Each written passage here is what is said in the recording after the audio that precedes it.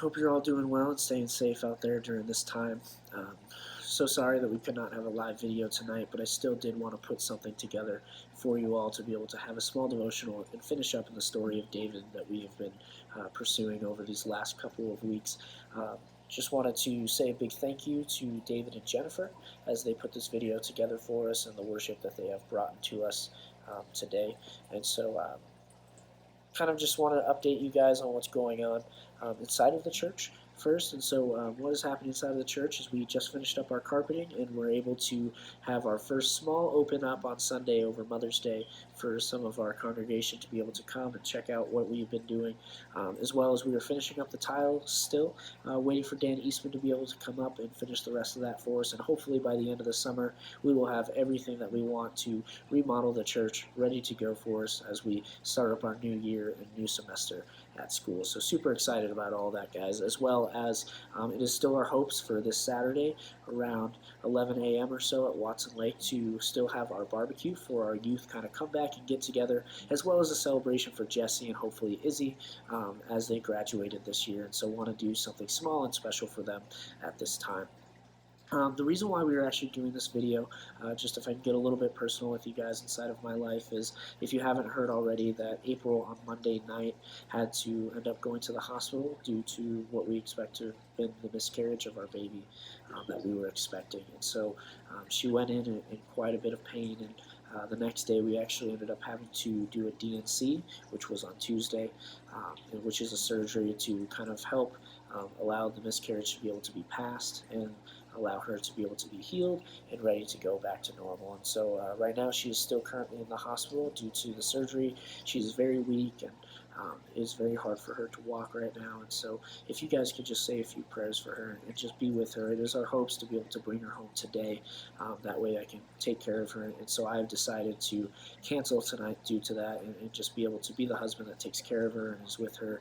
And so I just pray that you can just encourage us at this time, that you can pray for us at this time. If you want to send April a message after seeing this video, please feel free. I would ask not to give her any phone calls quite yet, just to allow her to rest and not overwhelm her, but be able to read the messages as she sees them. And I'll actually have a little bit of a challenge for you guys at the end of this video if you guys would like to wait and see for that. But we just thank you guys, and we can't be blessed any more than we already are, guys. And I just want you guys to know that, it is a tough time, and it has been very humbling to just have to go through the times that have been happening these last 3 days.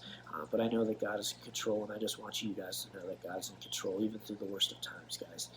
We always have to stay positive and have hope in the one that came down and died for us. So I want to be very quick and simple for you guys today in our devotional as we continue further inside of the story of King David. And so we actually talked about this story about a month ago or so. It's actually the story of Abigail. And Abigail, as we know inside of our youth, was named after this character herself inside of the story. And so I'll be very brief with you guys on what the story is, but I really just want to give you guys a connection to that story and how we can apply that to today in our time inside of our ministry. And so the story is simple, just like this is David was on the run from King Saul, as we know, as we talked about in our stories, after the anointing of David, and then the David and Goliath story, and then from there working with Saul, and Saul trying to kill David because he was afraid of what David could do and what he was going to become of taking over as king. And so David was on the run, and what Saul was trying to do was getting the Philistines to destroy David and kill him. And so as he was on the run, he found a safe place where he met this guy named Nabal. And Nabal was a very wealthy man, but what Nabal actually meant was fool. And that's exactly what Nabal was, is he was very much a fool. And so David had a bunch of men with him, as he was a military general, and he had some of his men go to Nabal because he needed food and things to be able to keep his men and himself safe and alive. And so he asked his men to go to Nabal and ask for these things, because they have done nothing but protect Nabal's people during this time, that they have not stolen from them once, even though they were living inside of their land. And as the people went to Nabal, Nabal actually rebuked and refused to give anything, saying that these were his things and that he had no purpose or even real reason that he should be able to give to David. And so the people, David's people, went back to David and told David exactly what he said. And what this did to David was it very much angered him. And pretty much what he told his people was, grab your swords, we're going after him. And that's exactly what was happening, was he was going down to kill Nabal for the evil that he has brought upon his people, even when there was good that David was giving to Nabal's people. When this was happening, while this was happening, a girl named Abigail, who was the wife of Nabal and very much a believer in God, heard the news of what was happening and knew that David was going to come to kill her husband. And without telling her husband, she went and grabbed things for David and brought some people with her to be able to meet David before David got to her husband. And when this happened, Abigail finally found David as he was charging with his men down to Nabal where he lived. And when that happened, Abigail actually came to David and went right in front of David and bowed down to David as if David was already king, and pleaded with David, asking David to please just forgive her husband. That, do you really want to get even with Nabal through what is happening? That she knows that David is angry and has every right to be angry, but the God that you serve, is that what God wants for us? Does God want us to get even? And that is exactly a wonderful kind of plea that Abigail is actually giving. And it goes on further to actually question David of saying, what story do you want to tell when all of this is over? And so David hears the words of Abigail and is rebuked of all of the anger that was inside of him, and he started to realize and understand that killing Nabal was not what God wanted, it was what he wanted. It's such a beautiful story for us to see just the forgiveness that was given inside of the story and what actually happens to Abigail afterwards. And so Abigail goes home, and David pretty much blesses her and tells her to go back home, and he leaves without any bloodshed. And as Abigail goes home, about a week or so later, actually Nabal was killed, and this was the doing of God, of kind of the judgment and the justice that was going to come. And so later on, after Nabal has died and Abigail was widowed, David came to Abigail and asked for her hand in marriage. Such a great way, an ending of a story, to see a woman of God be able to come with someone who is a man of God and coming together, and just the work that God has for us. And so I just really want to unpack this story really fast, of just helping us understand what the story is trying to teach us and trying to tell us. So there was 3 people inside of the story that we see. We see Nabal, we see Abigail, and we see David. And these 3 people have something to represent of how we kind of react in today's world. There's 3 ways. How we react to things is sometimes there are people who their reaction is to give evil for good, which is exactly what Nabal did. You see, David and his men were good to Nabal's people. They protected his people. They were nice to his people. They showed nothing but love for his people. But what did Nabal, the foolish man, do? He reacted with evil ways to David, that he wasn't going to help them, that he told them to pretty much go away, that I don't need to help you. I don't want to show you that love that we are called to give and show. And what that is Nabal is acting foolish, and he's acting maniacal. That's the maniacal response that people have. And it's a response that we even have in today's time, even if we don't really even see it. Is there are a lot of people that do good things for us, and yet we just rebuke them, we throw them to the side, and we aren't there for them as we need to be. And so I just really want us to examine our hearts in that. Is how many times do you think that we've actually reacted in a maniacal way where people have done good for us, yet we've received and given them our evil ways, or brought our evilness into their lives, or even our selfishness? And then we have King David, who wanted to react with evil. And how that worked was this: is Nabal obviously reacted good for evil, and so that evil that came towards King David, what did he want? He wanted justice, right? He wanted this man dead. He wanted to see this man gone and away from his sights. And so what he told his men was to get his swords and go. And so what David was doing was he was reacting in a predictable way. It's very predictable for us to be able to react evil with evil. It's that get even mentality of, oh, someone did something wrong to us, so what do is we do something wrong to them. We get back at them. And that's, I think, one of the biggest ones that we falter in each and every day is we want to get even with them. And what I really want to ask you guys today is this, is do we want to be even with the people that do evil to us? You see, to be even with someone is to put us on the same exact level as them. So the person that backstabbed you, the person that talks bad about you, the sinners in our life that are just doing wrong, that we want to get back at, we have to commit a sin to be able to get back at them. Jesus even said, to Peter, that those who live by the sword die by the sword. Those who want justice can't have justice, because we're only going to get that same exact justice back. Is we don't want what's fair, right? Is God showed us grace and He showed us mercy. Is if we got what was fair to us in our life, if God had to bring full justice to us through what we have done in our lives, no one would be saved. No one would have this eternity that we were promised through and by God. And that's why, we can't take this predictable response, that we can't want to be even with someone. I really want you guys to understand that, and what that means to be even.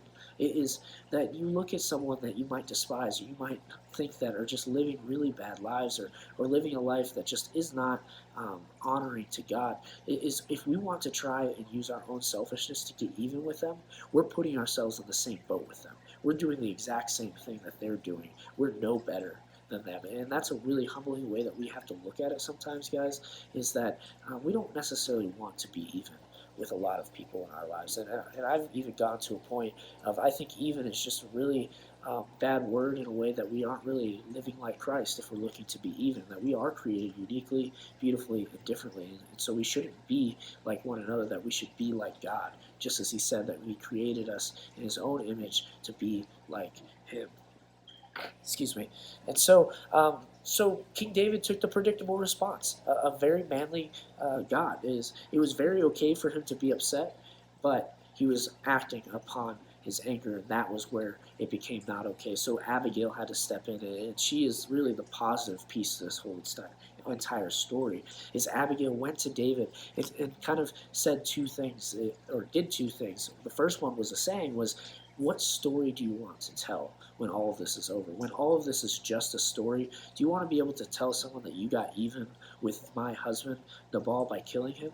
Or do you want to be able to use this moment as a moment that was glorifying to God? And not only that, but she did, where she saw evil, that not only was Nabal performing evil, but that David was going to do something evil by murdering Nabal. But what she did was she used that evil, and she reacted with good. And this is the really important part of the story, because what she did is what we call remarkable.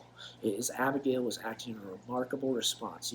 Nabal acted in a maniacal response, and David acted in the predictable response, the evil for evil. But what she did is she saw someone do evil, not only to her, but to David, and to everyone else that Nabal has been evil to.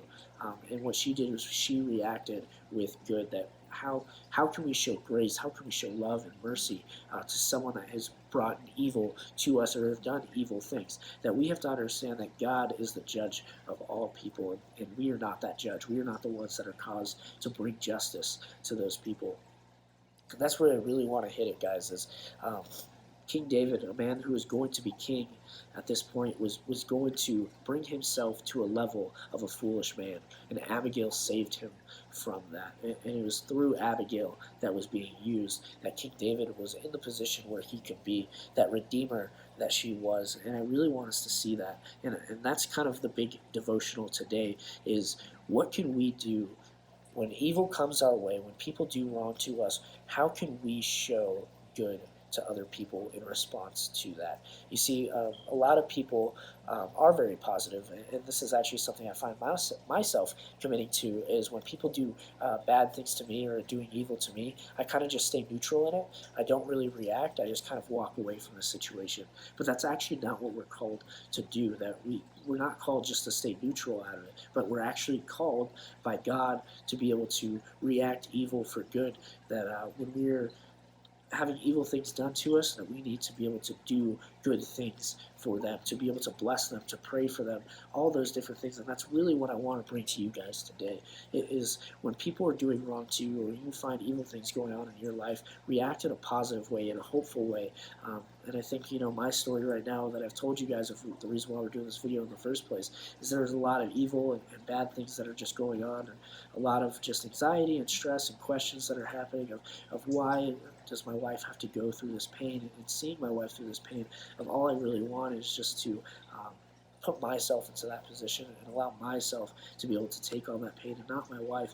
But it's so hard, sometimes when bad things are happening in our life, to rebuke God for it, or show evil to God for it, saying, God, why are you allowing my wife to be hurt? And that's really where I want us to just come together and find hope in God, that it's not God that is bringing this upon us, but it's just the brokenness of this world that is bringing this. And so in all situations, guys, regardless of my situation or anyone else's situation, that we need to just react to evil with good.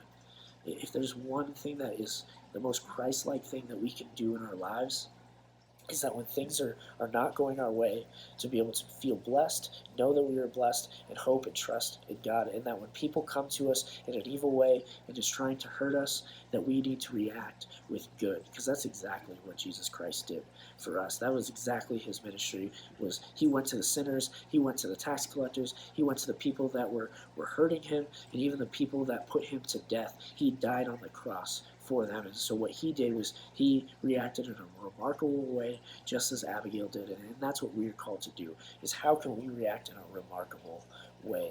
And that's really what I want to challenge you guys with this week is there's evil all around us. There's evil done to us. There's evil that we do to people. And so just as we need to react positively in a good way, we need to allow others to do that as well. As when we do evil to other people, wouldn't we want them to be able to react in a good way to us, that we may be forgiven? Because we are always going to do wrong. We are never going to be perfect.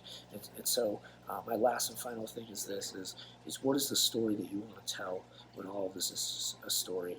If you just imagine yourself 15, 20, 30 years from now, when you might be married and have kids, and your kids are just talking about your story, and you're wanting to be able to bring them closer to God, what's the story that you want to tell them? Do you want to tell them about your heyday of all these crazy, wild things that you were doing in your life, or the justice that you got from other people when they hurt you, of how I got them back? What's that story? It's just asking that question. What story do we want to tell 15, 20, 30 years from now, when our life is called to our kids and the people that we might be ministering and discipling to? What is that story that we want to tell? That we really don't want to be even with the people that have done wrong with us, guys. And so I hope that encourages you. I hope that this message helps you. And please reach out if you do have any questions, comments, or concerns on that. There's so much going on inside of this time of the pandemic, and anything that might be going on in your guys' life.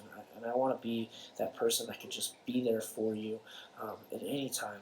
Even right now, just allow that time to be seen as that is, the reason why I do what I do, and why I want to soon be ordained as a children's and youth pastor is because I truly care about you guys. I truly love you guys, and I want to see the best for you guys, and at all times just be able to be relational with you, just really mimic the idea of Jesus and what he did for us, and have you guys be able to see that, to find that relationship, and to be able to find hope in all things. And so, whatever you guys might be going through, I just pray that this story really just rearranges your heart, helps you examine your heart, and see the importance of what it means to get even with someone, and the importance of what it means to be remarkable, to be able to find evil being done to us, and being able to put that in such a good way, of responding to that in a great way. And so I love you guys. I hope you guys are all doing well and staying safe.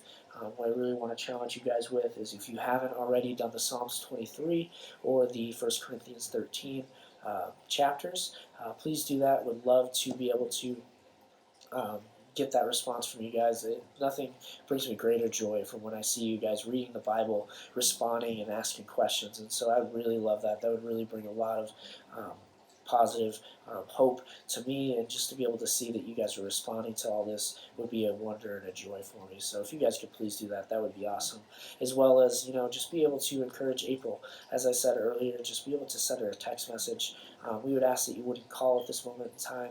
Be able to just bring an encouraging and positive words to her throughout this week. She misses you guys very much, and she wants nothing more than all things to go back to normal. We can go back to youth, and I know that for a lot of you, April has done a lot inside of your guys' life to be there for you, to talk with you, and so I just ask that you guys can just return those good things that she has done for you with good as well, and just be able to encourage her at this time. I know that it's been really tough for her, both physically and emotionally, and let me tell you, April's one of the toughest people I've ever seen.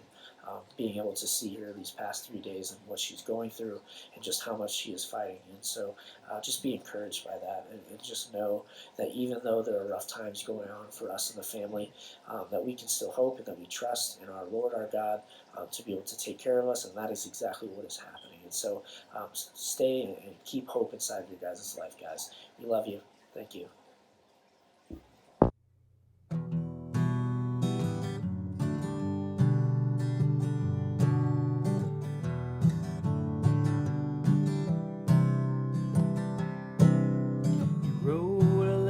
Signed your name. I read every word, read it page by page. You said that you'd be coming for me soon. Oh my God, I'll be ready for you. I wanna run on greener pastures, I wanna dance on higher hills, I wanna drink from sweeter waters in the misty morning chill. And my soul is getting restless for the place where I belong. I can't wait to join the angels and sing my heaven song.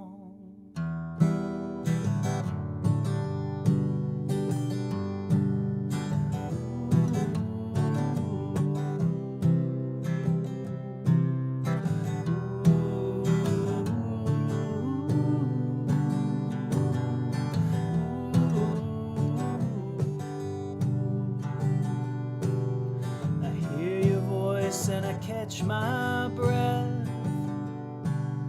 Well done, my child, enter in and rest. As tears of joy roll down my cheek, it's beautiful beyond my wildest dreams.